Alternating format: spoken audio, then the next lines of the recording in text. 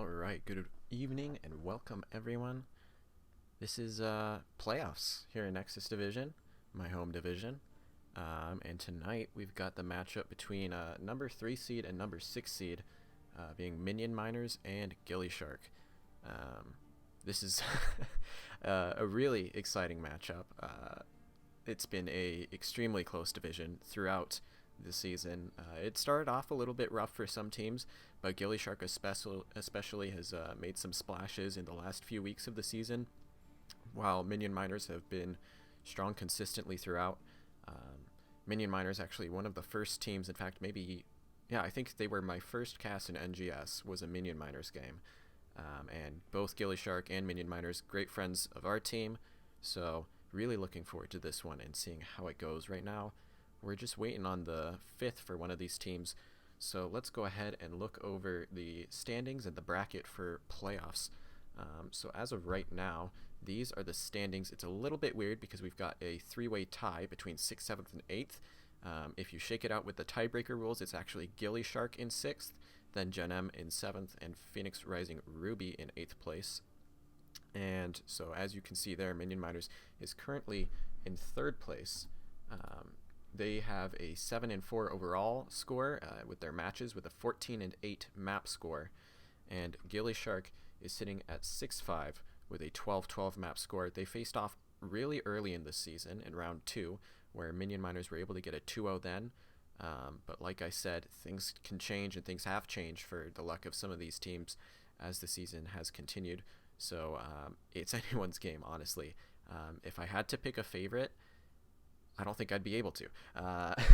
Because knowing both of these teams, I think either could very realistically take the set tonight. gillyShark and Minion Miners have both been playing exceptionally well in the past few weeks, getting some good wins recently. So who knows what they're bringing into playoffs? Who knows what kind of cheese we might see? Both teams known for being willing to go a little bit out of the box, pick some spicy combos or some off-meta heroes. Notably, stuff like Himibo going for the main tank Deathwing is a very infamous one for their team. gillyShark ran Juice Pirates, I believe, in one of the weeks, so definitely both teams have things up their sleeve that we'll need to be aware of going into this set.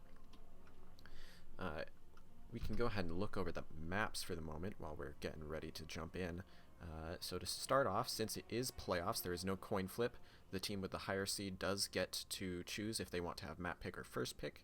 So Minion Miners, as the number 3 seed, decided to go for the first pick here for the first map. They went ahead and banned out Battlefield of Eternity and Towers of Doom, while we are going to see gillyShark banning out Dragonshire and Alterac Pass. So both teams kind of just banning the comforts of the other team, about what you would expect, and then picking Cursed Hollow, a map that both teams have played, and I know both teams can play quite well. So we will see how things go here. As far as the map itself goes, I do think this is a little bit gillyShark favored. We definitely have struggled a lot against them in scrims on this map.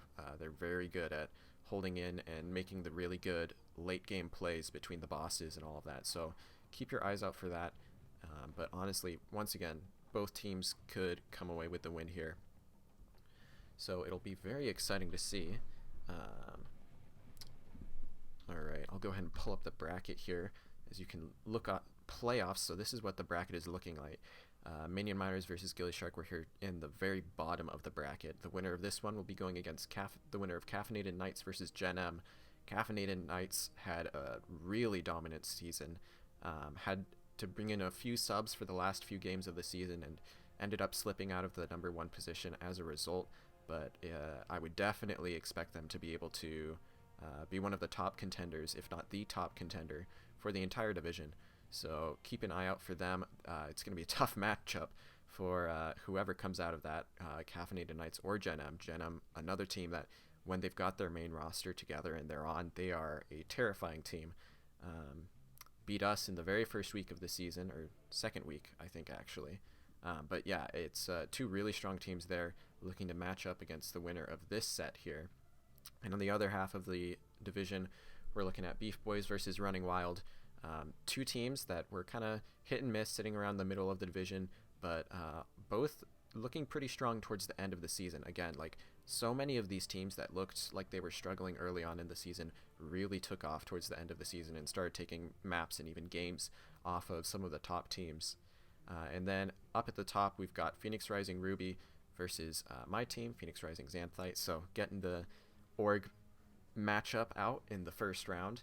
And that will be another really strong matchup. That was a 2-1 in the regular season for my team's favor, but it was really well fought. Honestly, it could have gone either way, so looking forward to that one as well. Honestly, I could see any one of these matchups going anyway, and I think that is what makes this division so exciting, and that's kind of why I wanted to pick this one up last minute to cast, is because really this could go any way for any of these matchups, and especially this matchup specifically.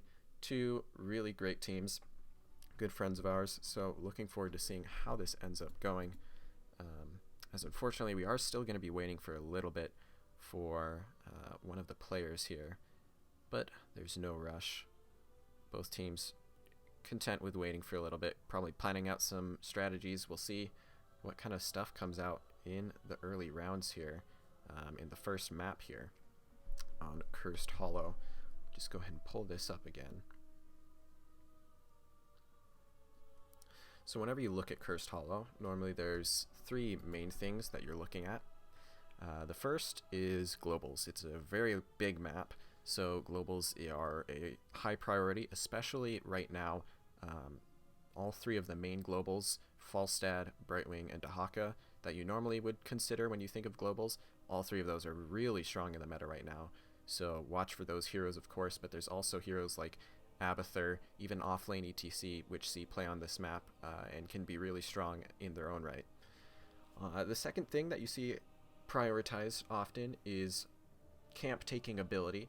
There's 3 camps on each side of the map, a boss, a bruiser, and a siege camp, and getting those camps out quickly and with good timing is really important to success on this map. So always looking for that.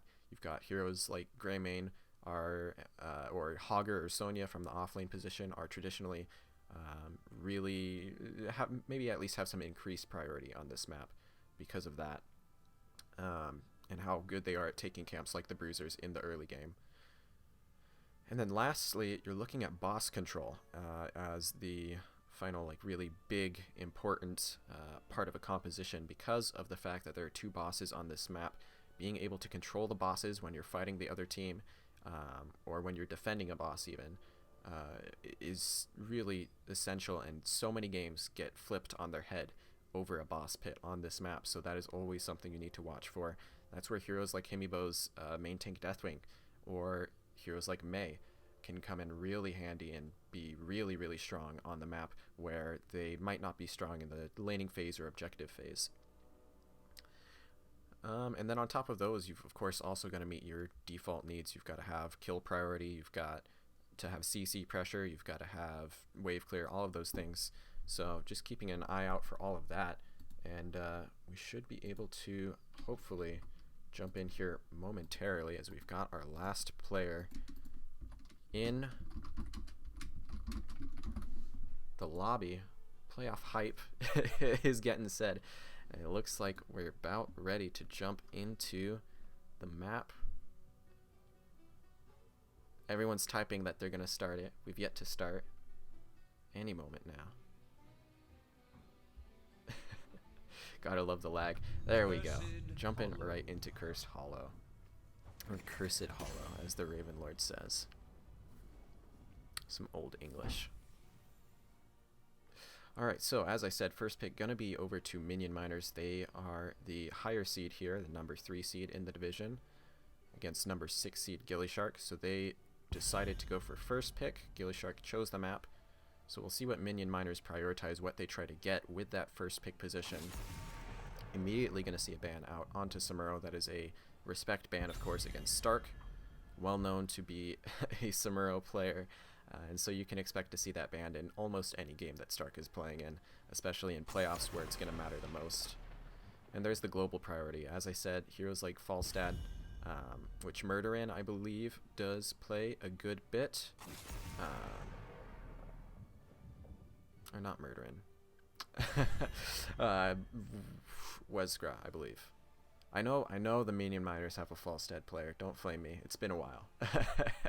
And then we're going to see Dahaka bound out as well. We'll see if Brightwing, the last kind of global here, is going to get bound out as well, or if Minion or gillyShark's going to leave it up. They're going to instead opt to ban out Nazebo.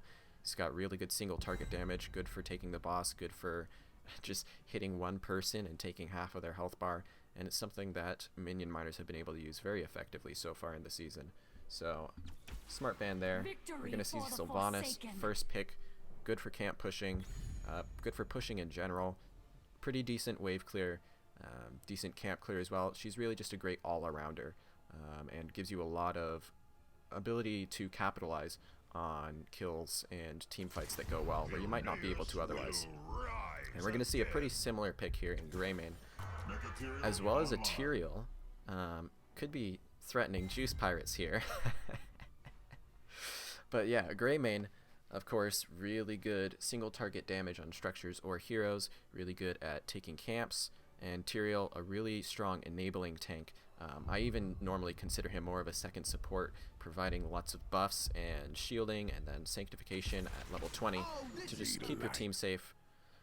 And other heroes that keep your team safe, picked up here by Minion Miners. You've got Lucio, potential for the Sound Barrier or the High Five, both really, really good at shutting down other teams' engages. A little bit weak on the healing early, but provides a lot of mobility for the team.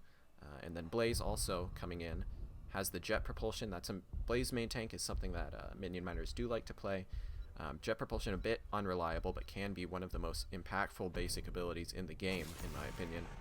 And of course he has Bunker, which works similarly to Sanctification in that it can just save a team fight and completely turn around the tide. We're going to see the Morales ban after the Ming ban, so respecting the Juice Pirates and Li Ming being a respect ban there against Marshall, who likes to play the hero quite a bit, and it can definitely be annoying on this map. Really, really good for poking out the objective, and you can just blow someone up if they aren't ready for it. There's going to be the Brightwing and Abathur. You love to see it. Oh, I love me a good Abathur. No one plays it anymore, and so I know gillyShark, at least they're playing to my heart here, picking up the Abathur. And then Brightwing, so that's double global picked up here. We'll see what Minion Miners are going to respond to it with. Abathur, of course, does leave your early game a little bit lacking, but once you get into the mid and late game, he applies really good macro pressure. He always allows for you to have some vision pressure and the pressure in one-on-ones. But once you get into the late game, he is really just a powerhouse, able to enable your team quite a bit. We're going to see Ragnaros as the response to the double global, and then Thrall going to provide some extra meat in the 4-man there as a semi-offlaner, semi-DPS, similar to Ragnaros there. And Illidan, the last pick here for Stark. Whew.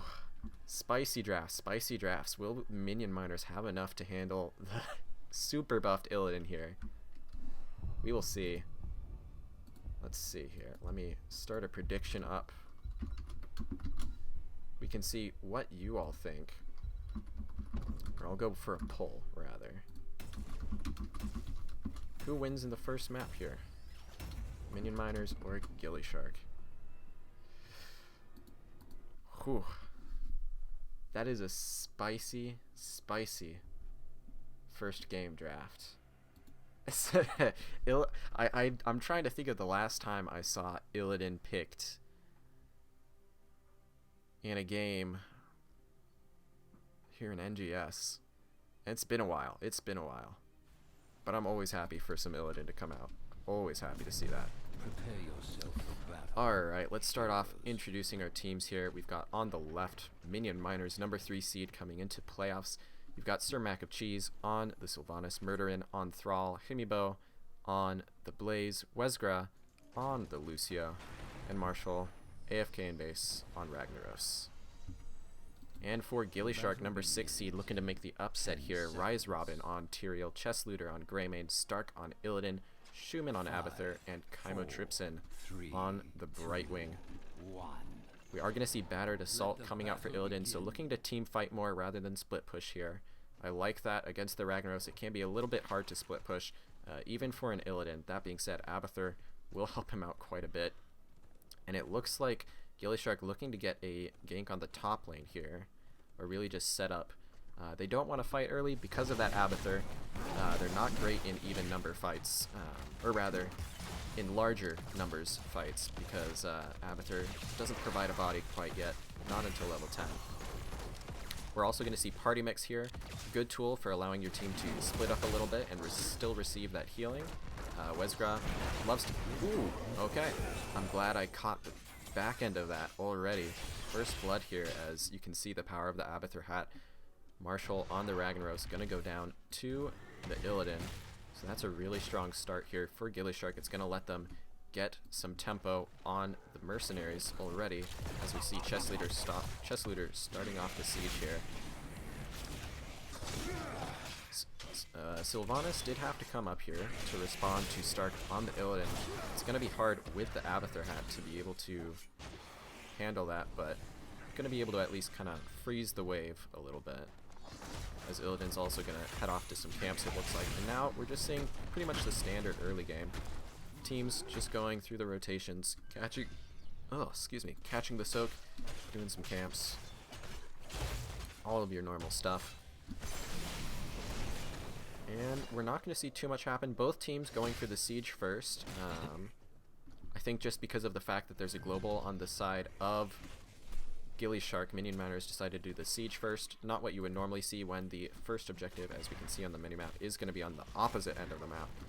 But I think they just want to apply some pressure to the Illidan, force the Abathur hat to have to respond right now.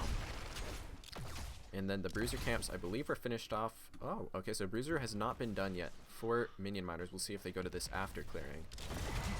But Chess Leader going to be pushing in here with the Bruiser camp and should be able to get some decent damage on the tower, but not going to be pressuring too hard right now. As Tyrael trying to defend 1v2 here in the bottom lane will lose some structure damage to that duo of Thrall and Blaze, as now rotation in from Marshall, not going to be able to catch Chess Leader.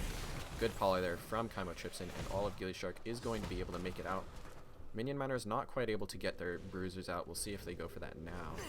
Looks like they will. So we'll see if Thrall and Blaze are able to stall this. Blaze really, really good at stalling objectives, so I think they should be able to do that easily enough. That being said, Stark showing why he's a menace on these cheesy melee assassins like the Samuro and the Illidan, getting another kill here on Ragnaros with the help of Schumann on Abathur. And now it's just going to be a stall game, it looks like. gillyShark more than happy to just wait it out, take as much time on this first objective as possible. They're trying to soak lanes and push with the Abathur Illidan to make sure that they can get as close to 10 as soon as possible. So it's on the side of Minion Miners to try and get the first tribute here and force a fight, because they are the ones who are losing out more so if they're waiting. Ragnaros already lost most of his wall here in the top lane to the Illidan. And we are going to see Mule dropping in the bottom lane, so all of that damage that was done in the early matchups is going to be healed up on that tower. Bruiser's pushing in mid for the side of Minion Miners, so that is the one nice thing for them. Will help a lot and be able to get some damage, but if structures don't die, it won't matter, as we're going to see both Illidan and Ragnaros dying in the top lane. And that should be the first channel here for the side of Minion Miners. Looking at the prediction, it's an even vote here, 50-50 between which team you guys think is going to win. And so I guess we'll just have to find out, as we've got a push going on in the bottom lane. Sylvanas pressuring in the mid lane with the Bruiser camp, going to be able to get the wall there. Really good early poke damage. You want to get these structures down, not just damaged when you're against an Abathur, so that he can't just mule everything up. And they're doing a pretty good job of that so far. Alright, so at this moment now it's just back to the normal deal. We're going to see teams doing their camps again, catching soak, and this is pretty much exactly what gillyShark wants. If you look at the XP going into the second tribute of the game, this is going to be a favorable position for the side of gillyShark, and they should be able to reach level 10 first. Probably should even be able to stall this one long enough to get to level 10 if they want, and that is the power spike you want, since that allows Abathur to clone in, have that 5th body, and with the clone it's a super strong 5th body at that. So Minion Miners, since it's pre-10, are just going to go ahead and try and shove in here against Stark 3v1. No respect for the Illidan, saying, alright, we see that you can kill someone 1v1, so we will just not give you that. They are going to give the free objective, but getting some good siege damage, and if you look at all lanes, the front wall is being opened up really well here by Minion Miners. They're going to be able to get a lot of strong early game siege, which can let their objective be a lot more effective if they are able to get it. Level 10s are in. We see Curse Bullet for Greymane, Ultimate Evolution, Metamorphosis for Illidan, so not going for the global, instead going for the teamfight ult. So matching is level 1 there. And then of course the Blink Heal and Sanctification. On the other side we are going to see Lava Wave to deal with the multiple globals that gillyShark has. If that's well timed, you can even maybe get a cheesy kill on an Abathur if you know where he is before. Ooh, we're going to see Earthquake get popped here, trying to get a kill onto Starker Chest Looter there, but not quite going to be able to find it. The rest of the ults being Mind Control, Bunker, and Sound Barrier here. So some really solid defensive and aggressive ults for both sides. We'll see who's able to come out on top in a team fight, as we've already got some ults used by both teams though. Sir Mac and Cheese on, Sylvanas getting dove and going to disappear. Wesgra and Marshall trying to zone out the right side there, so a really solid flank from the side of gillyShark, as Blaze is just hitting the fort in the bottom lane. He's PvE. You'll have to see it. That is going to be an immediate... Ooh. Ooh. Abathur, found by Murderin. And now the 3 members of Minion Miners who are up here are going to stop this boss cap. Chymotrypsin keeping the leash on it, so they will be able to take this boss after all, but bottom fort is pretty much falling here to Himibo on the Blaze. I'm not sure that they will be able to save that one. No, I think they will actually. So that's kind of rough. I almost would have liked to see Minion Miners commit a little bit more to make sure they get that bottom fort, because now, with Tyrael coming down, Abathur will have enough time to mule that back up, I think. And now, we've got a 4th tribute, this time spawning again in the Minion Miners' favored side, but only one more needed for gillyShark to get the momentum in the first curse of the game. And with the Bruiser camp pushing in mid, they'll definitely have the wave priority and be able to position better around this than they otherwise would normally. So, as you can already see, they're all positioned up before Minion Miners, and they are going to pick up level 13s, which will let them most likely take this. We do see, as my game is dying. Alright, there we go. Everything's exploding, everyone going. Okay, so it looks like they went for Blaze there. Sorry for that. And Himibo is going to fall despite the use of Bunker and Sound Barrier. And that is going to be the first objective here. We did see the Holy Ground for Tyrael, and that is going to let him control these boss points really well. Can't even step on the point. It's just not possible when there's Holy Ground there. So, love to see that pick up. Pretty much always should be the pick on this map, but some Tyrael players stick to their more brawler playstyle even on this map, so that is going to be a well-timed boss delaying the cap on the objective here. We'll let the blue team here, Minion Miners, get their Bruiser camp out, but we've got a boss plus a curse pushing.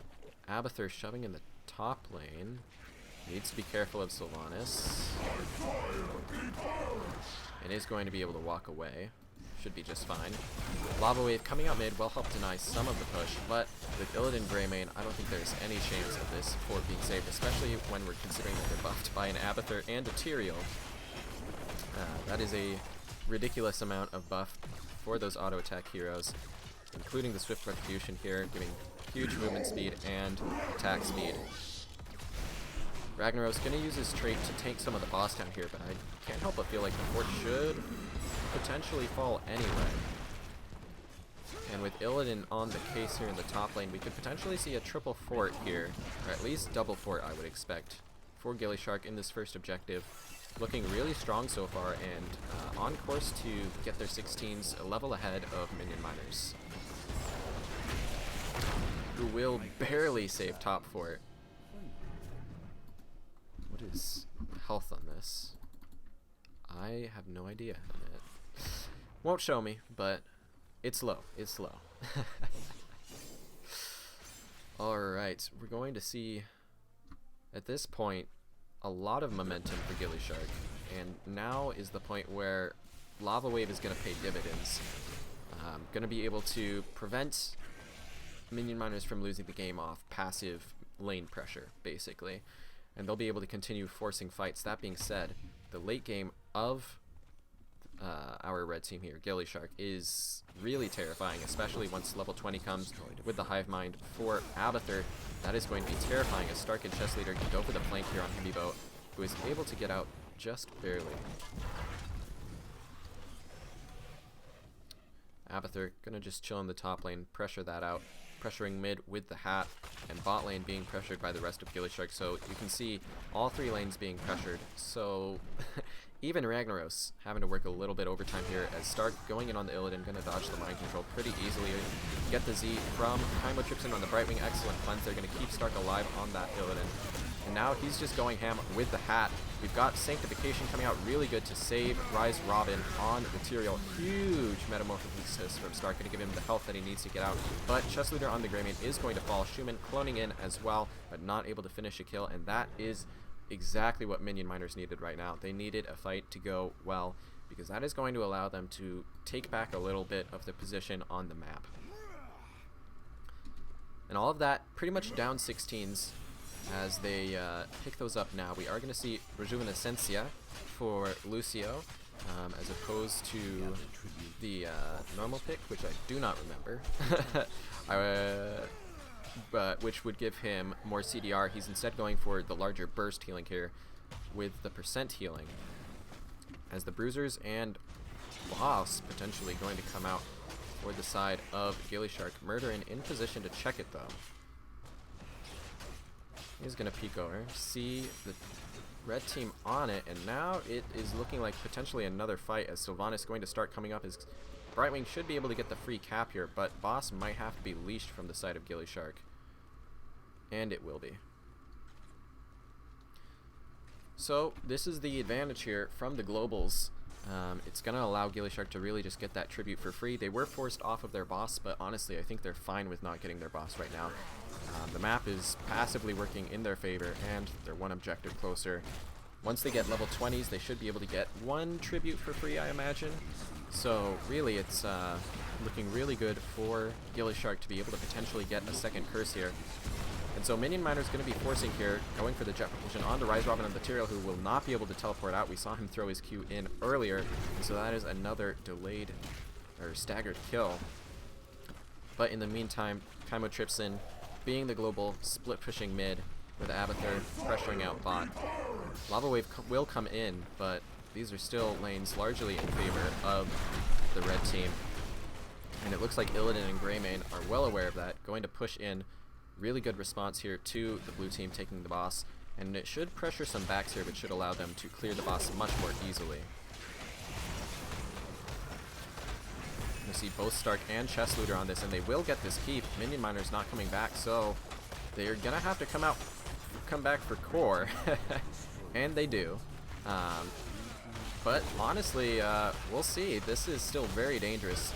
Three of the best core racing heroes being Greymane, Abathur clone of Greymane, and then a Illidan, as the core is going to fall below 50% here shortly. We are going to see Greymane fall as well as the clones. Now it's just down to Stark on the Illidan, but he has an Abathur hat. Going to dodge the jet propulsion, but gets rooted, has the metamorphosis. Will he be able to get the last 3% here, as it's down to 6, 3, 2, 0%. Game 1. Going over to gillyShark.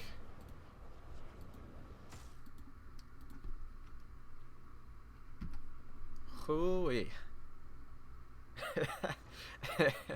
That is why Illidan turns out. You don't see him a lot. He gets a lot of flame. But when you put someone who knows how to play the Illidan on it, give him a little bit of help, give him the Abathur, give him the Brightwing, give him the Tyrael. That is what Illidan can do. gillyShark putting on a clinic there with a really nice comp there to really pressure the macro so much that even though they very rarely were able to win even team fights, those team fights were so rare that they actually were just able to win the game after losing a team fight anyway. Just splitting up minion miners so well and putting on a lot of pressure. Great work here by gillyShark. Not even making it to the level 20, which is when Abathur is at his scariest with the hive mind.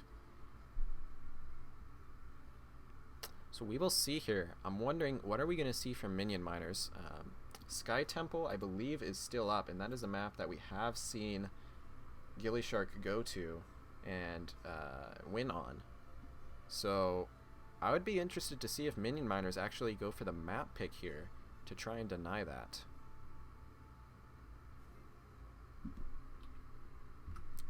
For the moment, though, this is all we've got. So I will let you know once I figure out what's going to happen here. I think minion miners would probably be happy playing on any of the remaining maps but Sky Temple. They might want to avoid Braxis, but honestly, I think that might be enough for minion miners to want to go for the map pick here. Or do they think that they can put that on lock, take care of the Illidan and the Abathur if those come out again? Basically, I just want to see what their game plan is to adjust here and pull it back in the second game. I'm jumping ahead of myself.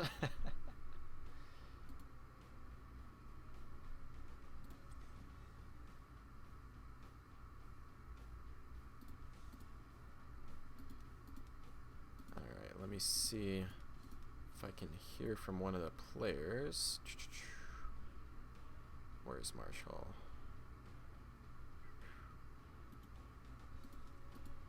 Looks like they do have a lobby up, potentially. I will just wait for an invite here. There we are. Okay, so it's going to be Volskaya for our map here. I'm assuming, yeah, this is map pick by Minion Miners. This is one of their preferred maps, for sure. So it's no surprise to me to see them taking us here. Because they've got some nasty strategies here. Main Tank Deathwing I don't think has lost for Minion Miners on this map this season. Could be wrong, don't hold me to that. But I have yet to see them struggle to take the win with that. We see main heal Uther on this map sometimes, main tank Uther, main tank and heal Uther for Minion Miners. They can pull out some crazy stuff on this map, so we will have to see what they go for. That being said, gillyShark I know does or has practiced this map. I'm not sure how practiced they are recently, considering a lot of teams have deviated away from practicing this map and playing this map in general, due to basically the objective kind of getting power crept on and start looking quite weak these days. Lots of people not a fan of the map because it basically just always goes to level 20 and then turns into a coin flip over that bottom point, which no one wants to fight on because of all of the freaking conveyor belts. So we will see what ends up happening here between the two teams. But I think Minion Miners are definitely making the right choice coming here. I think that they will look much more confident, much more comfortable on this map than they were on Cursed. And I think that that should give them what they need to even up this series and potentially look for a Game 3 win. But we'll have to see. Shouldn't get ahead of myself here.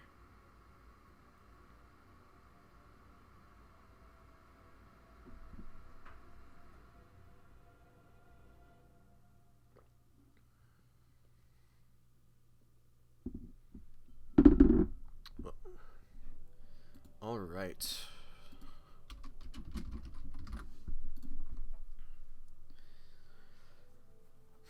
Alright, so gillyShark has the momentum for sure, but this map is a little bit harder to just split push your way to the victory and get picks, because that was really gillyShark's main success in the past game, was looking for those picks, looking for the split push, split pressure. Volskaya, you can still do that to an extent, but it is a bit harder to do it on. It's really all about how you play around the objective, because it is something that you don't want to give it up for free, but standing on the objective point can just be just as dangerous, if not more dangerous, than giving it up, because of the fact that it means that you've got one person there, so the other team could just run at somewhere else on the map and often do a lot more than the objective might. So we'll have to see how the teams play around that, what they're going to prioritize. You see a lot of basic front-to-back team fighting comps on this map. Because of the nature of the map, it is, I mean, it's pretty much you just mash face at each other when there's something worth fighting over, and when there isn't, then you kind of just play the rotations. You get turrets, get camps, scale to level 20. Alright, and it looks like we should be jumping in here shortly. Just waiting for the game to start on up.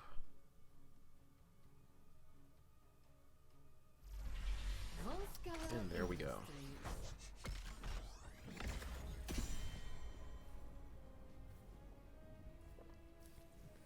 Game 2 here between Minion Miners and gillyShark. Minion Miners looking to take the reverse sweep. Feels kind of weird calling it that, since gillyShark is only up one map, but technically a reverse sweep.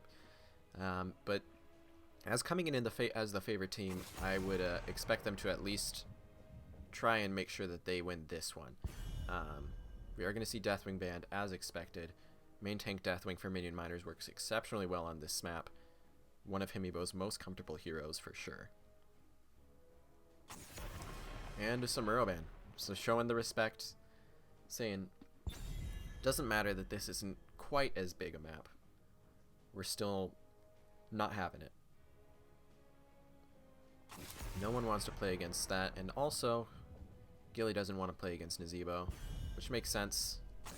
He's this is arguably his strongest map, that or Tomb, but these days, since stacking is a bit less important, I would honestly say this might be a stronger map for him. We're gonna see immediate ban onto Morales, and gillyShark is saying, okay, we don't need Morales to make this work.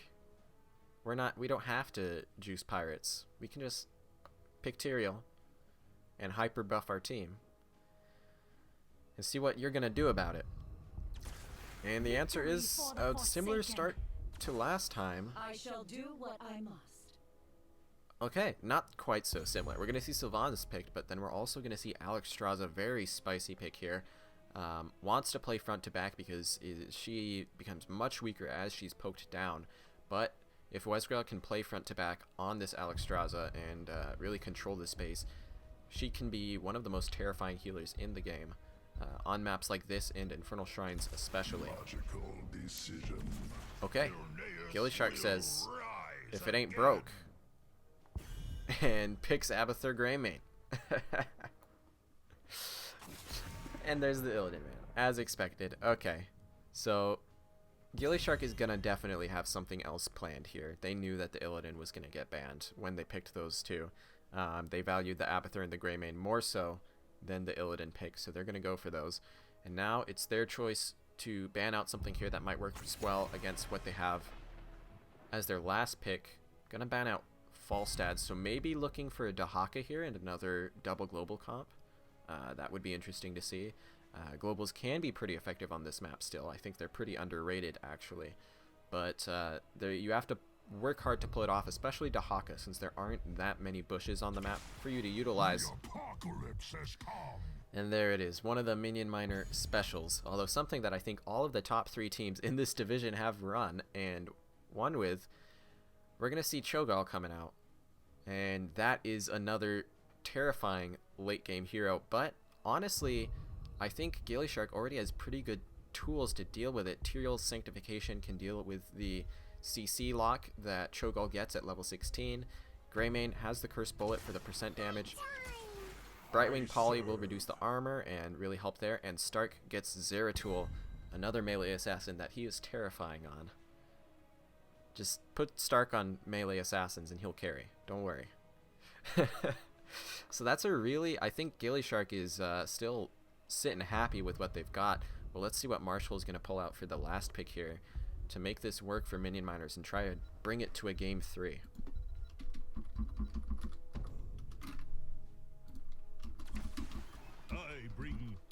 Alright, it's going to be Chen, so looking for the disruption here, as well as some protection potentially with enough to share, coming in at level 13. Very spicy drafts. Again, Minion Miners kind of leaning into the spice a bit more this game than they did last game. But honestly, I think the comp gillyShark has is still terrifying, so we'll have to see how Minion Miners handle it this game. As it's essentially the exact same comp, we just have a Zeratul instead of an Illidan, so looking for burst one-shots in the back line onto that Sylvanas and Alexstrasza, as opposed to the general slipperiness and pesky mosquito damage of Illidan, which really adds up over time.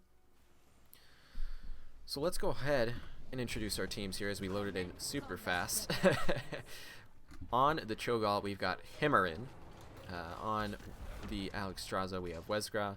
Marshall going to be playing the Chen, and Sir Mac of Cheese on Sylvanas. Once again, it is Minion Miners looking to take their first win in this series, and with a very similar comp saying if it ain't broke, don't fix it.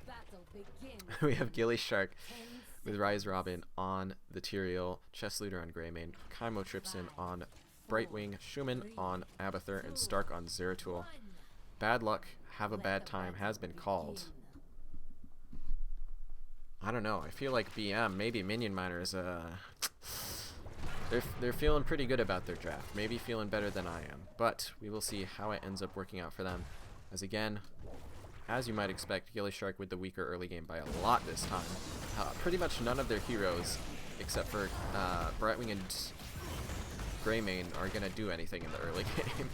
So they're kind of sitting back, catching the waves as they come, not even bothering to fight.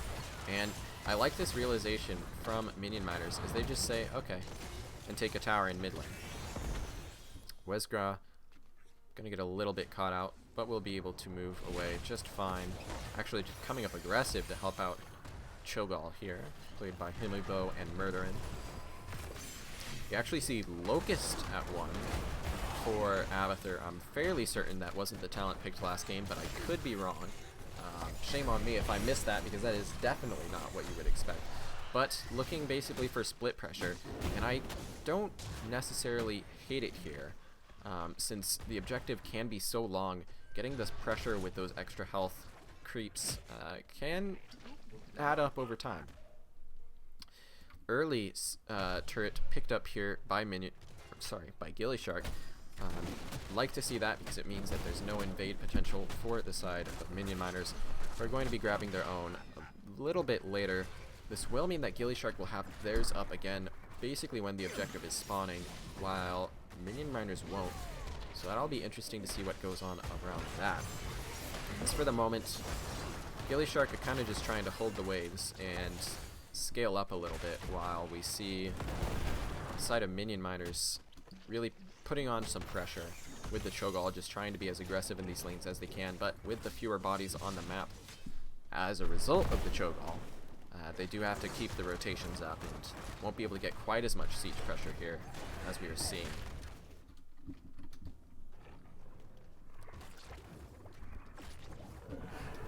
Alright, both teams doing the Volskaya thing.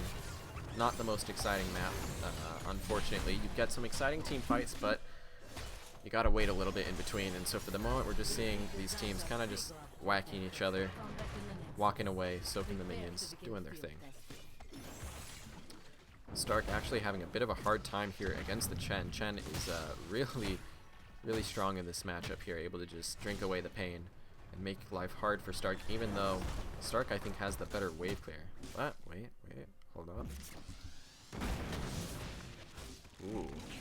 Marshall!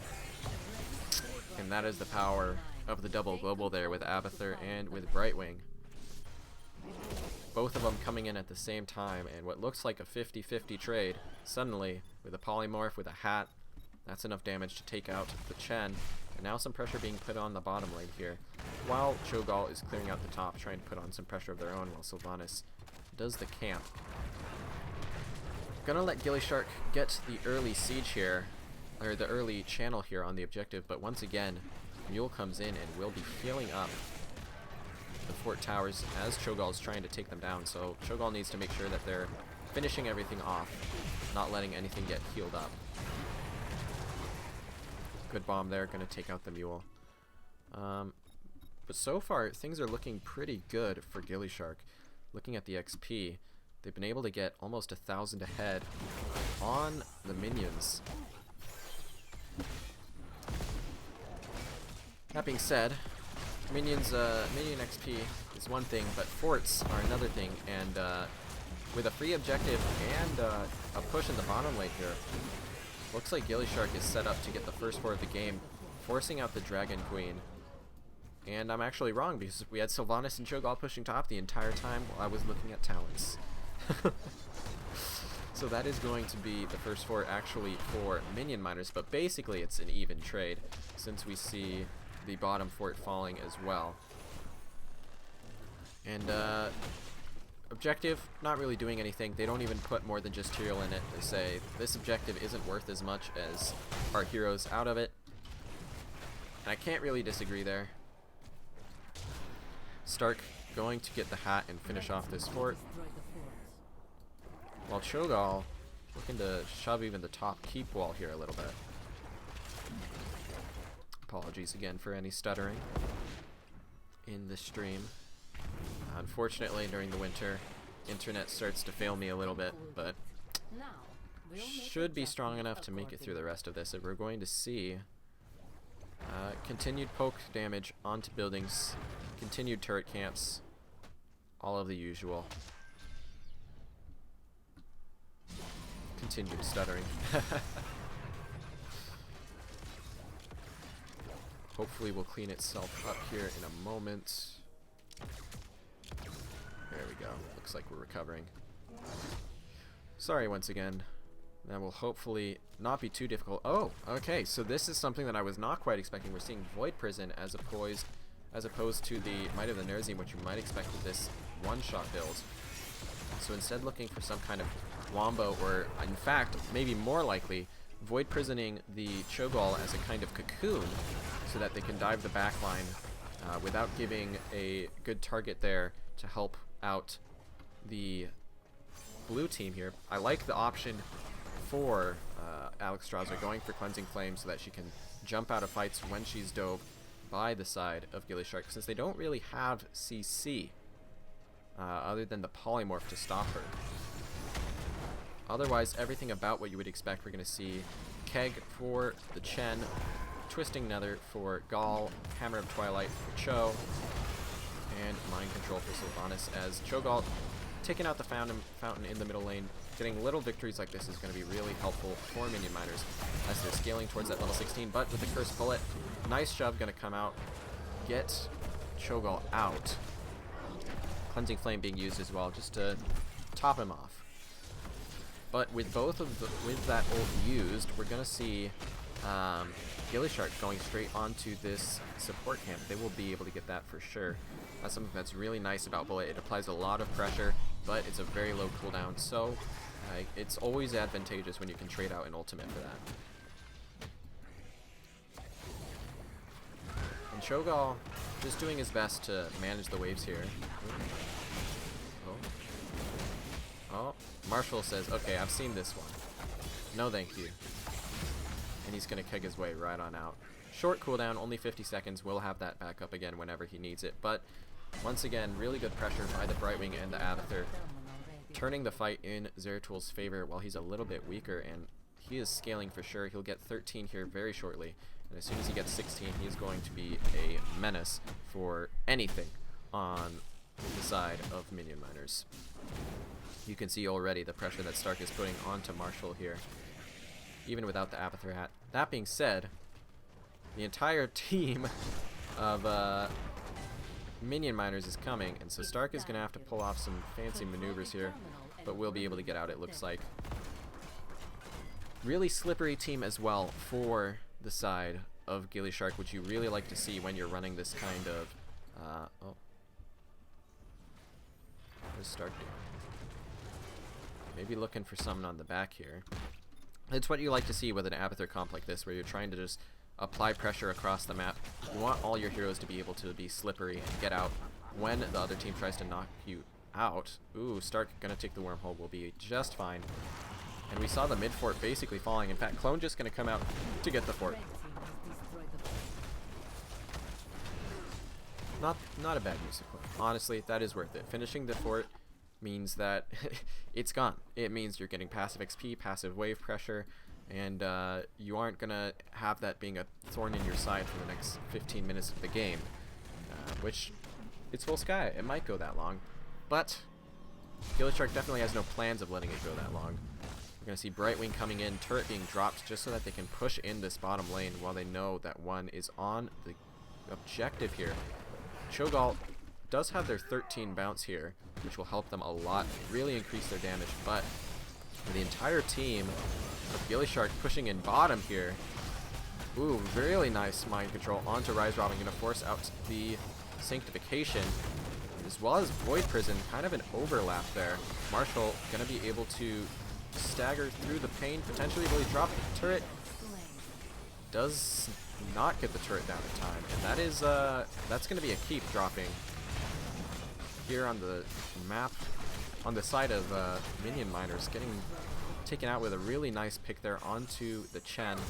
Not something you would often see there. Chen known for being one of the most bulky kind of defensive heroes, and now Cho'Gall is just trying to force a fight, taking as much damage onto combo trips and on the Brightwing as they can, and they will get the trade there, but losing the keep with only taking a bit of damage on this wall that's going to get healed up, that is rough. Ooh, Stark going to get scouted out on the Zeratul, but I think Minion Miners know that that's not really something they're able to catch, and so they're just going to come up and try to push out their lanes and clear out the objective.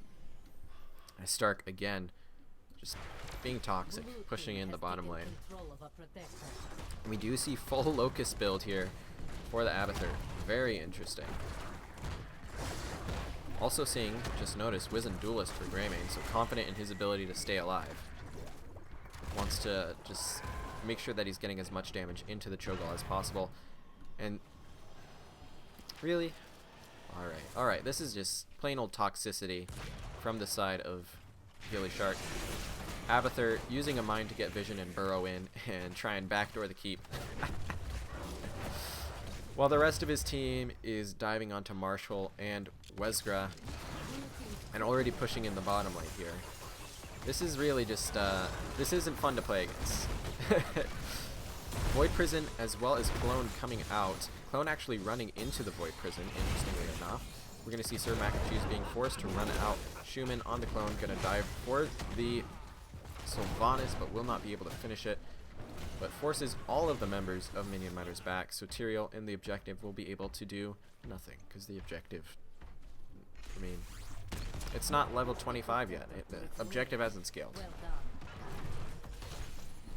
Immediately gillyShark on the camp. Really just their rotations the entire series have been excellent. But I like what I'm seeing here from the side of Minion Miners. They're just trying to force a fight. They're getting aggressive, taking the support camp. They won't be able to get the fight, but that's a tool that will help them a lot. Abathur trying to cheese in the back here once again. While we are going to see the remainder of the side of gillyShark shoving in the bottom lane.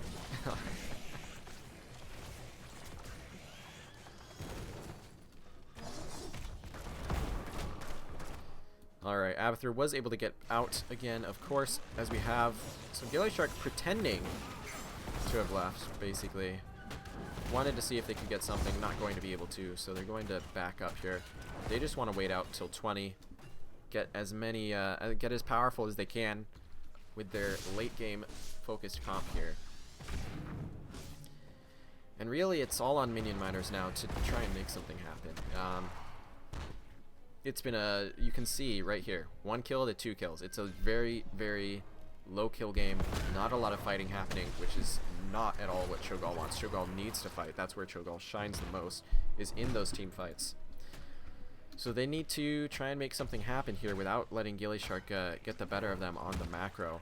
So far, every time they've tried to make a play, we've seen gillyShark just get more value from their own push. And we're seeing gillyShark trying to push onto Marshall here in the bottom, threatening the core, but not actually going to get anything of it. And with the wandering keg, Tyrael is being knocked back into the side of gillyShark, or of Minion Miners, sorry. And Clone's gonna have to get burned to basically disengage there. Rise Robin actually still being chased on Material, but we'll get out nice and easy. And now Kami trips in up in the top, pushing in this siege camp. Oh, Schumann. Oh, Schumann. You get what you deserve. But he's gotten 2/3 of this keep, basically, from these back doors, and that is a huge pain. Sir Mac of Cheese going to most likely... Oh, no, barely able to get saved there. And now it's Chest Looter instead who's going to fall. That's 2 kills here for the side of Minion Miners, and that is enormous for them. That's going to buy them a lot of space here on this map. So really good job here, getting the pick on Abathur, being able to anticipate and catch him before he can back there on his 3rd attempt. And then being able to get a kill as gillyShark tries to do the split push that they've been doing all game. Alright, Cho'Gall will be able to bully them off of this turret as well, chasing all the way behind the fort, saying, we don't care that there's a fort there, we've got a Sylvanas, we'll just take it. And this is pretty much exactly what I think that we needed to see from Minion Miners. You can see the strength of Cho'Gall immediately blowing up that fort. As Zeratul and Chen having a bit of fun. Oh no, he's gonna do it again, isn't he? Wait for the mine. Alright, we'll just watch here in the bottom lane. We know what Abathur's gonna do. But Cho'Gall is trying to make a response play, and they're gonna get a free keep. So a really good play here from Minion Miners, forcing the deal, saying, you know what? We're tired of your shenanigans. You can backdoor our keeps, we'll front door yours. And we're even gonna see the Locust Nest here. So fully committed to the split pressure from Abathur. Who should... Yep, there's the mine. Is he going for it? No, he's just going to shove up here in the top lane. He's saying, I don't even need to backdoor. We'll just spawn waves, and with our globals, we'll just apply the split pressure that we need to. And that should be a fort falling here pretty shortly, especially with the siege camp being taken and the rest of gillyShark helping out. Chen starting to come up, but it'll be too little too late. That fort is going to fall. And really, now it's just, can Minion Miners force gillyShark to fight them? Ooh, Sir Mac of Cheese uses his E there. He's going to be in a scary spot. Wesgra going to use the ult there to keep Sylvanas alive. Long enough for Cho'Gall to get out of the hole of doom. Schumann's clone of the Greymane coming out. And that is a really good trade of cooldowns there. We're going to see the Dragon Queen coming out as a result of the on Ruby wings there at level 24.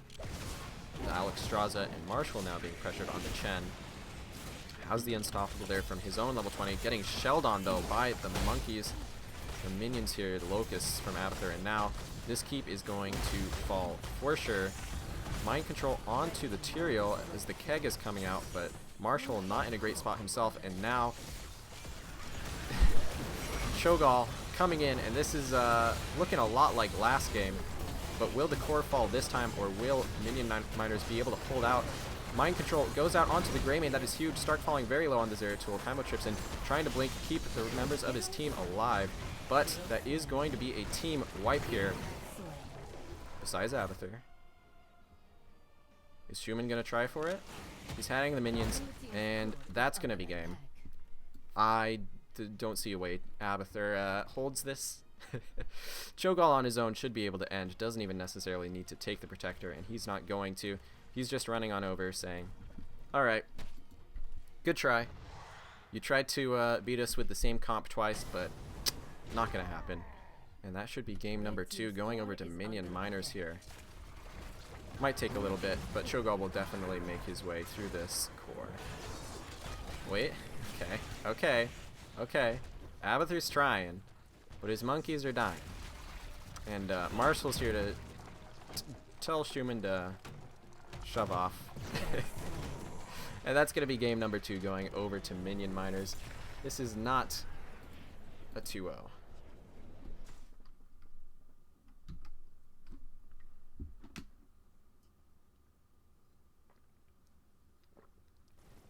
So what was the issue?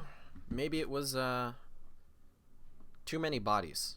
Minion Miners needed to have one less body so that they could match gillyShark. 4 bodies on 4 bodies. Seems fair. And in a fair fight, they were able to win. No. So honestly, I think that's the difference between Zeratul and Illidan there. Illidan able to kind of juke and jive around the core and never die. Whereas Zeratul not able to do that quite to the same extent and was taken out in the end there. The backdoor attempt not working out a second time. And so now it's the question of, will gillyShark try to force the same thing a third time on a different map and say, hey, it's alright because on a different map the macro pressure will be more effective than on Volskaya? Or are we going to see them go for first pick and say, we have more up our sleeve, let's see what you're going to take us to, and we'll beat you on your map because we're going to have the first pick, we're going to have the better picks.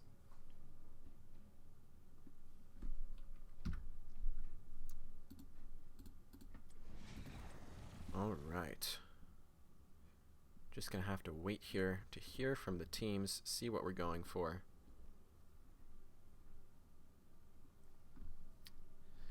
The remaining maps: Infernal Shrines, Sky Temple, Tomb of the Spider Queen, and Braxis. I would say Sky definitely, I think, favors gillyShark.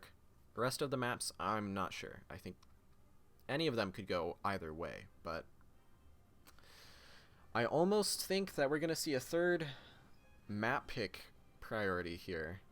Well, I guess not necessarily. Okay, alright. So we've got Infernal Shrines as the last map. Who's it picked by? Okay, so it's going to be first pick for gillyShark, giving the map pick over to Minion Miners. So we're going to pick Infernal Shrines. So similar to Volskaya in the overall strategy, rotating for camps, team fight over an objective, but the objective worth a lot more. That being said, split push also, I think, a little bit more effective on this map. So we will have to see what that means for the way that gillyShark has been playing this entire series. They have not really fought much. When they fought, it hasn't been the strongest for them. So I'll be interested to see how they handle this, because I think you can't afford to not team fight on this map unless you completely outplay the other team on macro at such a high level. And I don't think it's been that much of a stomp for gillyShark. They've been executing the globals very well, but I'm not sure that would be enough to win on this map alone, so they're going to have to focus a bit more on the team fights here.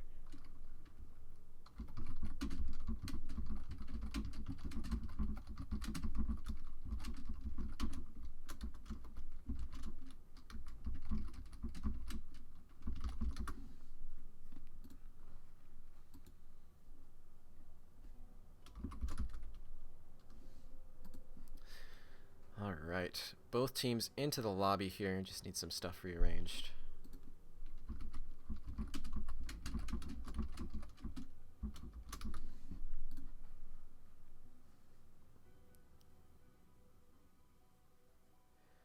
Okie dokie. They're taking their time trying to make me stall. What they don't know is I'll just sit here in silence.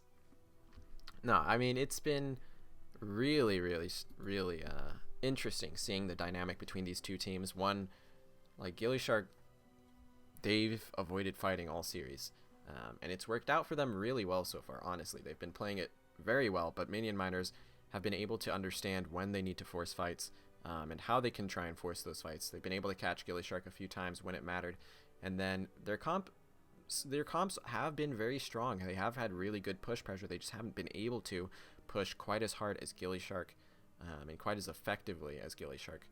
But this map should change up the dynamic that we've seen so far in the series. Objective gonna force fights here. Not sure that gillyShark will be able to get away with what they've been doing so far. Maybe during the first objective you can split push, ignore the objective a little bit, but it won't work forever.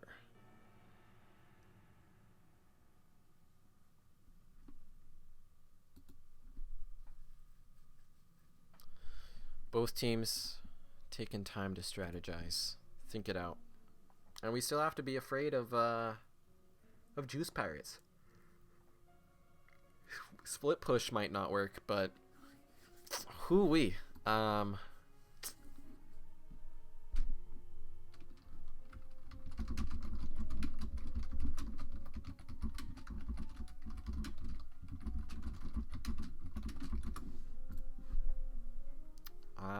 I mean, I'm interested to see if Minion miners, I'm interested to see if Minion miners are going to go for another ban onto Morales, or if they're just gonna ban out Tyrael and say, alright, if you want to juice pirates, whatever, but we're just tired of this super buffed DPS pushing our buildings and being toxic all around the map. Gonna jump on into the draft here as I totally missed that cue, my bad. And first pick is gillySharks here for the second time in the series. First pick actually not working out super well for these teams so far, and that might be kind of showing how these teams play, that they like to play around the map, they like to play around a special play styles such that first pick isn't necessarily as important. They aren't caring too much about the meta heroes as much as the heroes that can make their comps effective. And gillyShark gonna ban away Murderin's Falstad once again here, as we're gonna see another Morales ban. Respecting the Juice Pirates, I can respect that, because losing to Juice Pirates in playoffs, not fun. No one likes losing to Juice Pirates, but especially not when playoff life is on the line, which it is for both of these teams. Winner of this moves on to face the winner of Caffeinated Nights against Genem Esports. As Nazebo gonna be the second ban once again for gillyShark, so they're sticking consistent. And Abathur gonna be banned away from Minion Miners, is saying, tell Schumann to play a hero that requires mechanical skill. No offense to Schumann there, no offense to Schumann. Abathur does require a lot of game knowledge, and it's been excellent so far from Schumann. Maybe not as mechanically intensive, but requires a lot of good teamwork, and Brightwing so far has been very consistent for Chymotrypsin, so not surprised to see that taken, because they don't want that global denied, and they've been applying the split pressure and using the global to great effect so far. Let's see what Minion Miners go for. So far they've been very consistent about going for Sylvanas, and they feel good about the Alexstrasza from last game. Gonna start off with the same one too. Maybe it's their turn to say, if it ain't broke, don't fix it. But we're gonna see some Muro picked up for Stark, his third melee assassin in this series, and it's let through this time, so he says, alright, it's mine, I take it. And I'll be interested to see if we see mind control again, because that is something that is very hit or miss against Samuro, because if you hit a clone, your ult's gone. But if you hit the real one, hey, that's pretty good. I think Wailing Arrow is perhaps more effective this game, though. We'll see what Sir Mac of Cheese goes for, as Hanzo, the pick for Chess Looter, a hero he is definitely very confident on, and a strong pick for the map, able to poke minions away and play from a safe distance from that Sylvanas. Really good poke onto Alexstrasza potentially as well. And both of his ults can be very effective over the Shrine. Gul'dan going to be the ban. That is something that Schumann has played, besides the Abathur, which he has been very strong, gotten really good results on, and it's also really good for the map, so I like to see that, as we're going to see Cho'Gall respect band his way as well. So both teams respecting what's worked for the other teams so far in this set, trying to get people to play something new. So do we see the Deathwing? I don't think so. It's a bit hard into this, but if anyone would do it, it would be Himibo. But we'll see. Actually, we still have the healer as well as the offlane pick for Marshall here. So it's going to be Mei for Himibo and Vala for Marshall, so going for a very explosive backline, and Mei able to zone out, protect that backline, and right now it's all going to be about really defending against Stark, because he's going to try and snipe that backline with the two squishies there so that he can stop their glass cannon output. as we have the last damage dealer here for Schumann, and tank being Johanna here for Rise Robin, going to provide the unstoppable, potentially with the falling sword, as well as some good shrine control and area control with the condemn. And then Kael'thas to match with that, going to be able to follow up the condemns, going to be able to provide shrine clear and AoE, and there is the Deathwing. Is it Murderin on it, or is it Himi on it? Alright, it's Murderin on the Deathwing here. And there are your drafts for game 3 here. Minion Miners versus gillyShark. Who wins? Both teams have some comfort picks. Both teams, again, bringing out some spice. So far, chat hasn't been super decisive. We've seen some votes for Minion Miners, some votes for gillyShark, but not a lot of votes in general, so hard to say who is the favorite. Hard to say. But whenever you give Stark to Samuro, that's scary. Then again, whenever you give Deathwing to Minion Miners, that is also scary. Let's jump on into the final map here. On the left side, we have Marshall on Vala, Sir Mac of Cheese on Sylvanas, Murderin on the Deathwing, Himibo on the Mei, and Wesgra reclaiming his role on the Alex Straza. That is Minion Miners here, your number 3 seed in Nexus Division. And looking to upset them is gillyShark here, the number 6 seed. We've got Chess Looter on Hanzo, Chimotripsyn, 3rd game in a row on Brightwing, Schumann on the Kael'thas, Stark on Samuro, and Rise Robin on Johanna. This time we're seeing Murderin on the Deathwing immediately going to the top lane. Maybe figuring out that so far, gillyShark hasn't been super keen on fighting. Nice vision arrow there. Gonna land directly on Himibo's head. And we're going to see Q build for Chess Looter. So he wants to poke out the backline here. Make it harder. Sorry, I think I just bumped my mic. Make it harder for Wesgra to keep up the healing here. Q build relies heavily here for Alex Straza on being able to stay at high health. So if you're able to poke her down with those Qs from Hanzo, it's going to make that a really hard deal for her. As Stark already applying the pressure onto Deathwing here, played by Murderin. And rotations really fast here for the side of gillyShark. Just what you would expect considering what they've got. Kael'thas really good at the lane priority. Rise Robin on the Johanna. Gonna take a lot of damage actually. Being chased back. Gonna have to back. But again, wave priority. Really good here for the side of gillyShark. And actually, Rise Robin going to use the tap and the Brightwing Z, which will get interrupted for the moment. But in order to catch midwave, this invade is not going to go through for the side of Minion Miners, and we're just going to see pretty standard opening play here. Both teams going for their siege camp. The first objective will be here in the bottom, so we expect to see those bruiser camps picked up pretty close to when the objective is going to spawn. We've got the multi-shot build coming in for Vala. Been nerfed recently, but still a solid option for the AoE damage and dealing with the shrines. And it's going to be the wave priority paying off here, you can see, as gillyShark is going to be able to get the bottom camp for free. And putting a lot of pressure onto Himibo here, who's trying to hold the lane, while the rest of his team is shoving in mid, and they're actually going to be able to get quite a bit of damage here with their siege camp, taking out the other team's siege camp and able to escape. So nice early pressure here onto the wall, showing off why the Sylvanas is powerful in this, and what she really enables here. They didn't even have to use the trait there actually though. So maybe should eat my words a bit. Alright, should see teams potentially going for their siege camps shortly, as Vala gonna vault away from the side of gillyShark here. Let's see what's going on in top lane, as Murderin on the Deathwing has had to fly, but actually is winning out so far against Samuro. Going for the ranged build with the Dragon's Ire. Molten Blood. Psych. Molten Blood at 1, giving him lots of regen in that matchup as long as he doesn't lose his armor plates. And Infernus gonna give him some good damage there. Chimotripsyn backing for mana, gonna be able to Z back in if needed.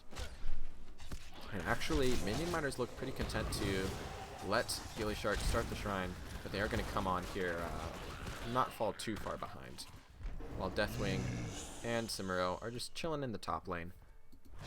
So it will be 4v4 here. We'll see if the Dragon Queen is popped by Alexstrasza to try and control this shrine, as gillyShark has gotten a huge lead so far. Nice combo there from Himibo, gonna try and get the Hanzo. He will be able to vault out. Now Marshall is falling low.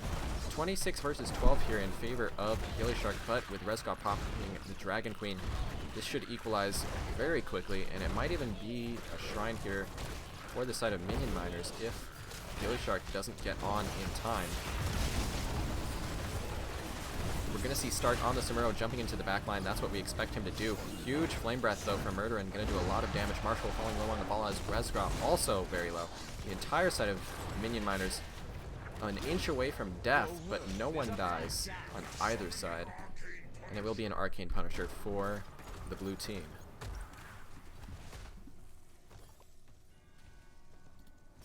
As I'm going to have some spam bots to ban here. Love to see it. And the Arcane Punisher with Sylvanas will be able to do some solid damage, but nowhere near as effective as the Frozen Punisher in the early game, so really only going to get the front wall here, as well as a little bit of XP as a result. Seeing Samuro already back to the top lane, trying to push in here, while Deathwing pushes in mid. So gillyShark really well defended there, not going to worry too much about that. Alright. Gonna see gillyShark potentially looking for an invade here, but not going to find it. You saw Samuro sending the clones in. Stark knowing exactly how the pathfinding is going to work. And we're gonna see just normal trading out, basically. Wesgra eating a living bomb just for fun. And so far, not too much has happened. I expect this game will mostly get explosive at 10. That's pretty much what you expect from Infernal Shrines. Pre-10, normally not too impactful, just some front walls from objectives. It's once some heroes get ultimates and the objective scales a little bit that we're going to see things starting to get crazy here. As once again, gillyShark gonna go for this bottom camp here. Let's take a look at experience, see how these teams are doing. As Minion XP even for both of these teams, so really well done by both sides. Really most XP very even for both sides, so both teams playing it even on the macro here. Really good to see that from Minion Miners, so they're actually even able to get their level 10s first here. We're going to see Strafe, the Bellowing Roar from Deathwing, the Fear. Mind Control is the choice for Sylvanas, as well as Ice Wall and Cleansing Flame. On the side of gillyShark, though, we're going to see Pyroblast looking to put some pressure onto the squishy backliners. Blink Heal, Illusion Master for Samuro, so again, looking to apply lots of pressure with the micro play. And then Dragon Strike and Blessed Shield, so really good single target damage, as well as blow-up potential, as ult's going to be ripped by both teams here. Rise Robin going to get mind controlled out of the Ice Wall, and that will be a kill for the side of Minion Miners. Able to take out Johanna there, as ults are exchanged from both sides. And with that, Sylvanas and team are going to be able to just shove in the middle lane here. Chymotrypsin actually falling very low on the Brightwing, going to have to back up and blink away to the wave. Stark rotates in, which will force Minion Miners to back up, but taking out the fountain there is going to be useful for the future here for Minion Miners. And with neither team having a bruiser camp, the waves should be just about even here, and it should be Minion Miners able to get the early position onto this objective. This Himibo going for a combo onto Stark, but Samuro, slippery as always, gonna just walk away, basically. Good global pressure being applied by Chymotrypsin here, getting the split soak, as Stark trying to dive into the backline of Minion Miners here. And look at this choke that they're being funneled into. So much damage going to come out from Killpass as a result. Wesgra going to spread the Pyroblast as well, but Samuro falls. That is the power of the Dragon Queen, even with that huge AoE wombo there coming out from gillyShark. They're not able to take the team fight, and Deathwing able to arrive in time, and that is going to be the second objective of the game. once again going to minion miners here. Really solid combos coming out from gillyShark, but not able to finish the kills so far. Alright, we're going to see Vala splitting off to get some soak here. Not wanting to fall behind against gillyShark on levels. And with the Frozen Punisher, I would expect that a fort could potentially fall here, but we will see how the defense goes for gillyShark. As Stark going to rotate up on the Samuro. Brightwing should have her Z in whenever ready. Level 13's coming in. Pretty much everything as you would expect. As we are going to see some solid damage being put out. Blessed Shield dodged by the Vault there. Great job from Marshall on the Vala. Able to evade that as Sir Mac of Cheese looks for the mind control, not able to find it. And that's going to be a fort as expected here for minion miners. Let's see if they look for more. Looks like they will not. Stark on the Samuro, just going to dismount, be a nuisance, and walk away.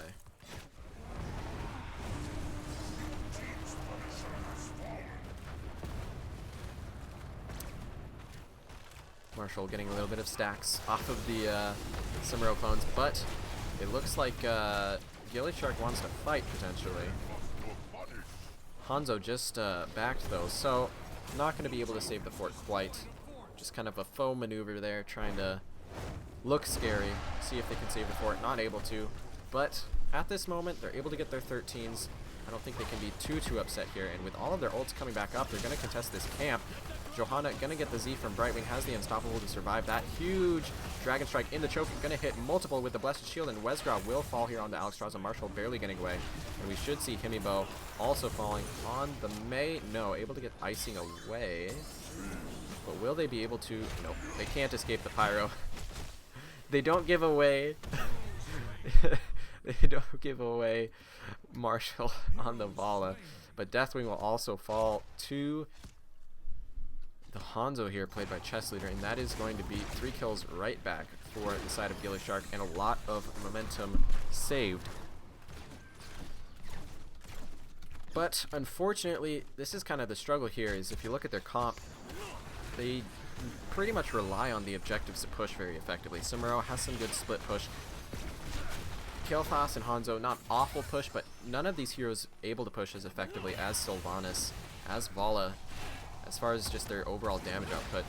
That being said, with the respawn timers, they should still be able to get this fort and a kill onto Vala, who is too aggressive there. The kill might cost them the chance to take the fort, though. And it will here, looks like. But it's going to be low enough that actually minion miners are just going to say, you know what, this isn't worth defending. Down numbers. And now the Samuro split pressure comes in, as he is going to shove in the top lane here, able to get the front wall as well as the fountain and about half of the fort here. So actually, I'm eating my words a little bit. gillyShark able to apply pretty decent macro pressure, getting a 4.5 here, almost equalizing the map.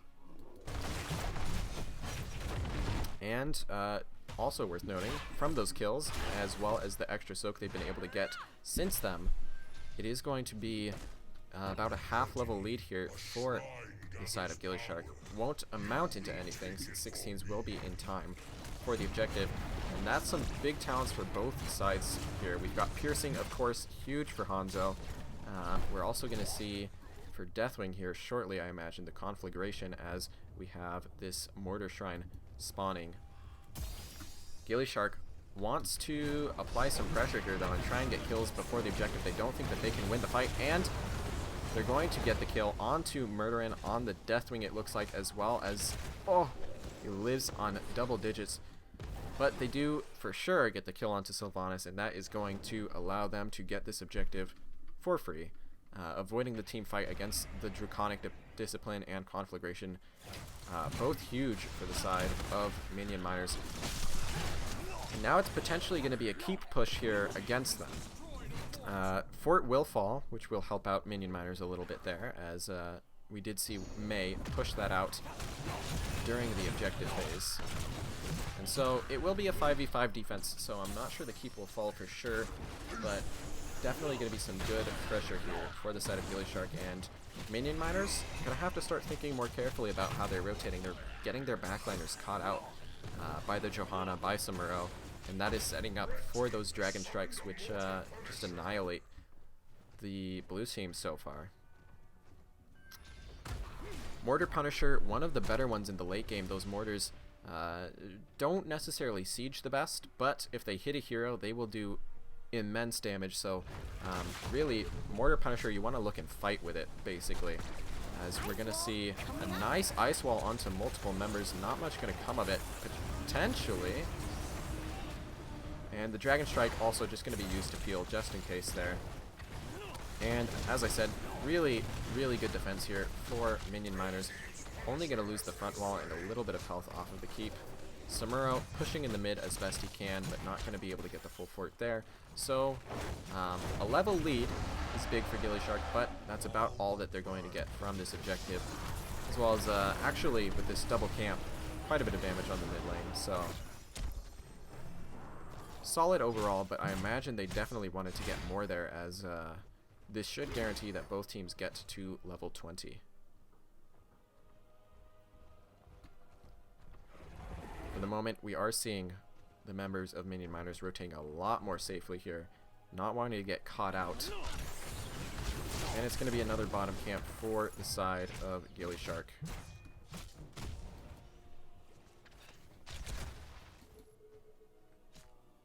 Neither team really wanting to give anything here, and so it's just going to be a pretty quick clear onto lanes. Both teams playing it safe. And that should allow gillyShark to get 20 here, at which point I think they can force down all of the forts that Minion Miners has before Minion Miners gets their own level 20 talents.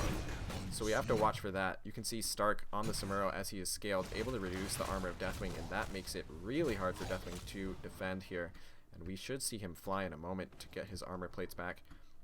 And so with the level 20s coming in for our red team, we're going to see the Flamethrower, the Invisible Friends, 3-blade style, the Dragon Awakens, yes, and Radiating Faith. Really, really strong upgrades, and the Radiating Faith immediately put to good use, going to pop Himibo and Marsh Hole. And that is kind of a disaster here for Minion Miners. They really did not want to lose any heroes here, and you can see that gillyShark is eager to try and end this game. Already putting a lot of pressure on, forcing Murder in the back way up, and they're pressuring this keep really hard. The next objective will be in the top lane though, so I'd like to see them maybe rotate up there and try and get that fort down before the objective. That being said, with the kill timers, I think they should be able to get that fort no matter what. And it looks like Samuro is working towards that end as we speak.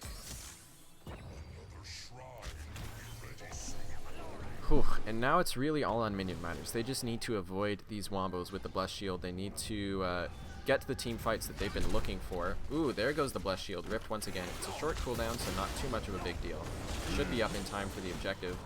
And that's actually going to be the keep. The pressure was enough. So, first keep of the game will go to gillyShark, but there is still a fort in the defending lane for the objective, so we'll have to see what comes of this objective. Going to be an arcane one. So, decently scaled into the late game, but I would say pretty middling, all things considered. And let's see how these teams play about it. It looks like... Okay, so gillyShark opting for the macro plays here again. They're taking both of their siege camps, trying to pressure out the middle lane and just giving an early lead for free here. But we're seeing that Minion Miners is really afraid to commit to this. They don't want to get caught in a choke like they did earlier on this shrine. And so only going to get about a 20 skeleton lead. But they're wary. They know that a backdoor is imminent. And so they are going to go ahead and get back here. Sir Mac of Cheese able to unstop the polymorph there, actually. Really well done by him. And this should allow for gillyShark to even up the shrine, but not take it for free. Sir Mac of Cheese, though, gets caught by the flame lapse, gravity lapse from Kael'thas, and that is another kill for gillyShark, and that will get them the objective for sure. Just constant picks so far from the side of gillyShark. Really effective in this mid and late game. And now Marshall, oh no, getting caught out in the bottom lane. If he falls right now, this could be game over. And Stark definitely looking for it, not quite able to get it though. Marshall able to live for the moment. But with Fort already down, and Sylvanas not respawning for 20 seconds, this will be a rough defense. They do have some strong tools at 20 of their own, but so far they haven't quite been able to use them. Himbo going to bait the jump there. And Dragon Queen already being used defensively here. They do not want to lose any more than this keep. If they're able to, they'd like to keep the keep alive even, but I don't think that's going to be possible, as we're going to see Murderin flying in on the Deathwing, going to use the Bellowing Roar onto Kaimo Tripson, as well as eating the jump from the Punisher, but Punisher also putting a ton of damage with the huge hitbox that Deathwing has. He is not able to dodge those lasers at all. Chess Leader falls low, but will be able to be just fine, really, as Vala stepping up to try and get that Infinite Strafe, and it looks like it should just be the keep, potentially, for the members of gillyShark, but they're still pressuring. They're going to try and end, potentially. Stark going to get rooted by the core, but just going for it. Oh, he will actually fall to the conflagration, as Kaimo Tripson will as well. That's 2 kills. Core down to 86%. But a kill onto Hanzo as well, and Himibo is going for more. Rise Robin will fall. Schumann gets stunned out, and that should be a 5-man team wipe here for the members of Minion Miners once again, and that should be game, I think.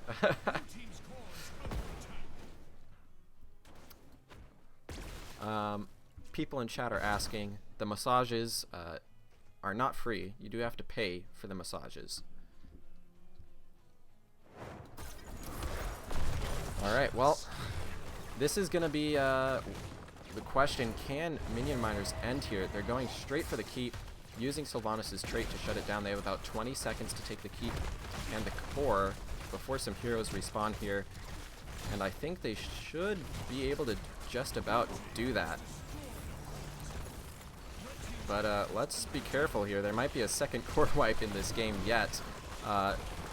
Ults are up for everyone but Alex Straza, as core going to fall to 60% here. Marshall going for the Infinite Strafe. Once again, huge fear onto multiple members is going to buy a lot of space for Minion Miners, as we're going to see Mei falling, we're going to see Vala falling, we're going to see Sylvanas falling.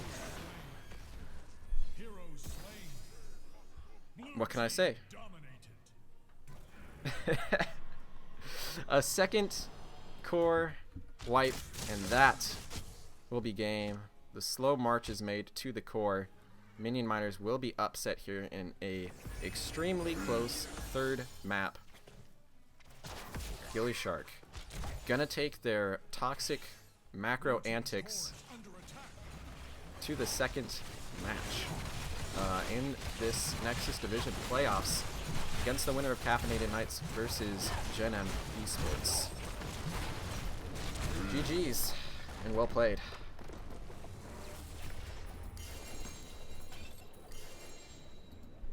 Wow. Holy moly. Not every day that you see that. Not every day indeed. Whew. Well, let me go ahead and get set up for an interview here with a member of gillyShark.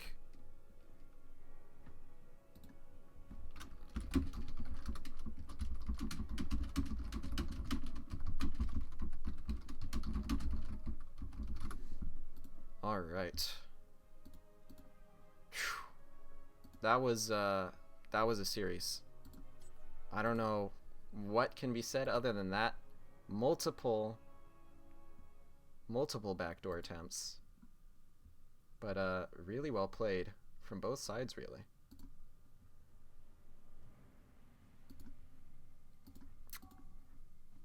All right, we can see if we can jump into an interview here with one of the members of gillyShark. Hello. Howdy, howdy. We are joined by Stark. How are you feeling after that roller coaster of a series? I mean, after map 1, genuinely something in my chest exploded, and I don't know what organ it was, but there was some, like, severe chest pains. I don't know. All right, I didn't have a heart attack, though, because we're still here, so that's nice. So, I gotta ask, were you expecting to come into this series trying to backdoor every single game in the series? or I shouldn't say necessarily backdoor, but yeah, basically like that. forcing core 3 games in a row. No, is the short version. We have been practicing ways of killing buildings. That's a thing. So Morales bans happened, so we couldn't do that one. Yeah, for But sure. we did the Illidan thing. That's the tried and true. We didn't backdoor that one. We front doored it. Yeah, you failed the front door, and then they failed the front door, and you got it on the second try. Wait, with the Illidan one?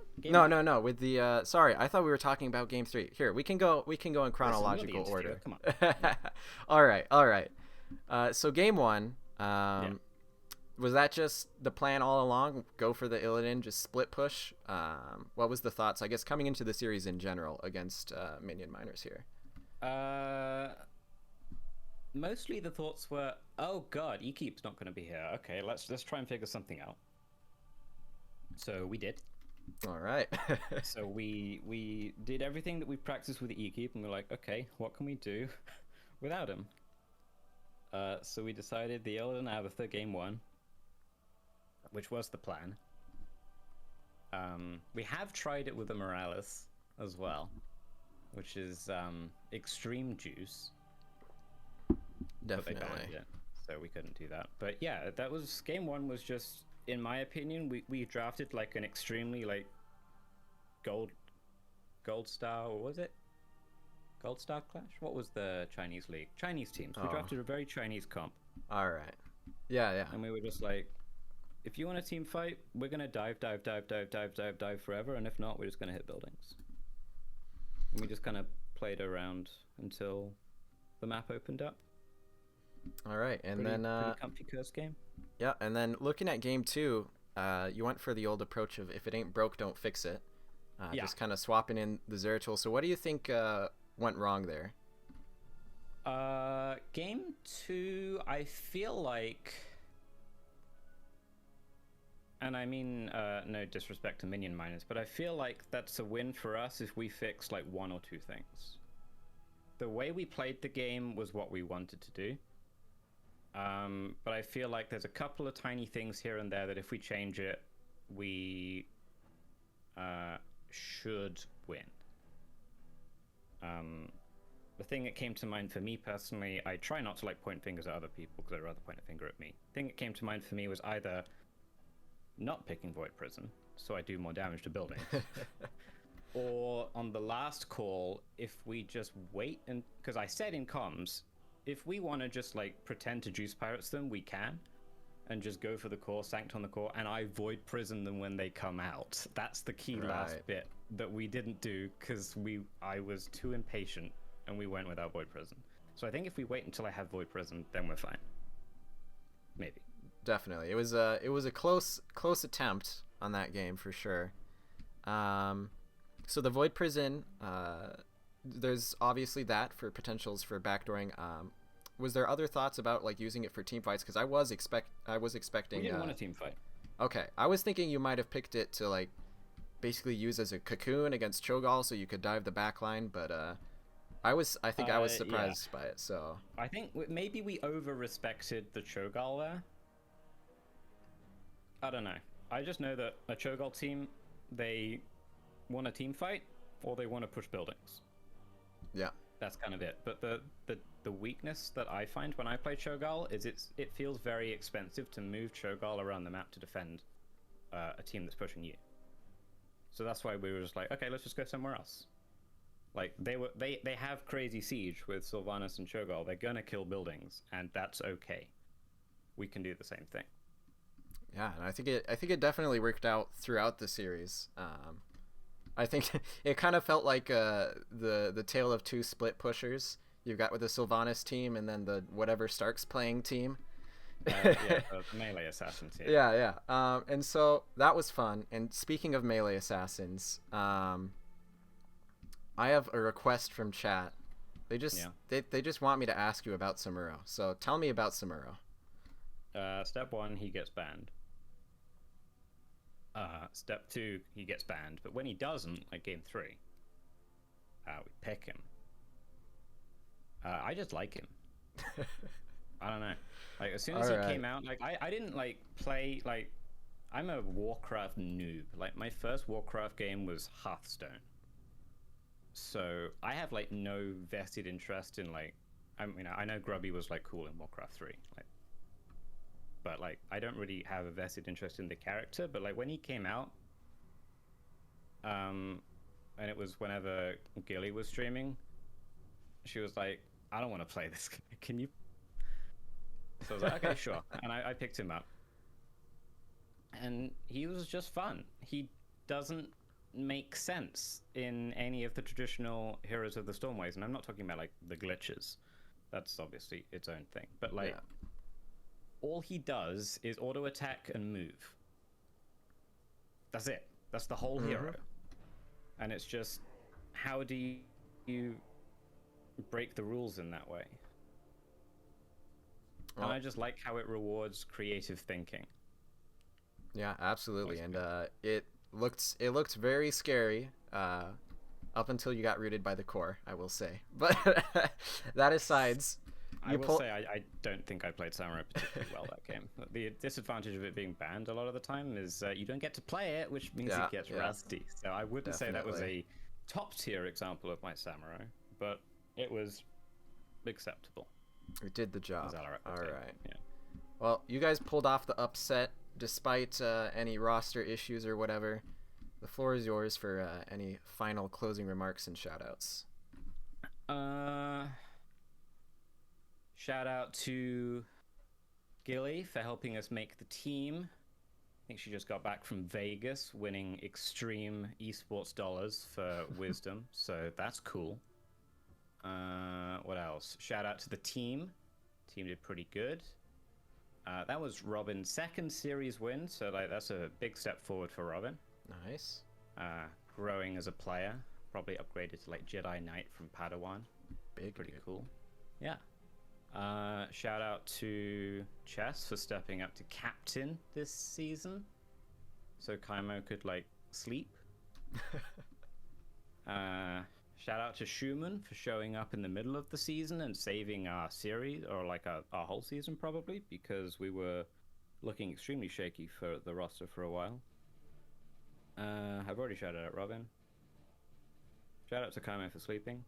Shout out to WeKeep for doing work stuff. Nice. Yeah, shout out to you for casting. I think they were maybe entertaining games. I know sometimes split push games are like really boring, but I think the core calls in like all three games were ridiculous. Absolutely. So, yeah. I think all three games ended with really sketchy core calls. Yeah. And what else? Shout outs to Chess for helping me make the soon to be arriving gillyShark Heroes bingo. Ooh, I'm excited for that. I did finish a few bingo squares actually in one of these games. Nice. Which was, I think, Illidan diving behind a fort for a kill and escaping. All right. You love to see it. So if you want to play heroes in stupid ways, hit some of us up on Discord and we'll link you up. All right, you heard it here first. gillyShark are the people for playing HOTS stupidly. Yep, that's it. That's us. All right, thank you very much, Stark. Congrats on your win, and hope to see you soon. See you in the finals. All right, see you. All right, and that is our set here for the evening. Let me get my maps updated. So the upset for number 6 seed gillyShark, able to take out Minion Miners. Really excellent set. I know maybe not everyone's cup of tea, but I love watching me some fine macro gaming. Excellent stuff from both sides. We have a link from ChessLooter to his bingo. Grab that, chesslooter.github.io/bingo. And hoping to see you guys around. Keep in touch. Keep watching the Nexus Division playoffs. It only gets spicier from here. Maybe, maybe not. I'll see you guys around. Thank you for watching. Have a great night.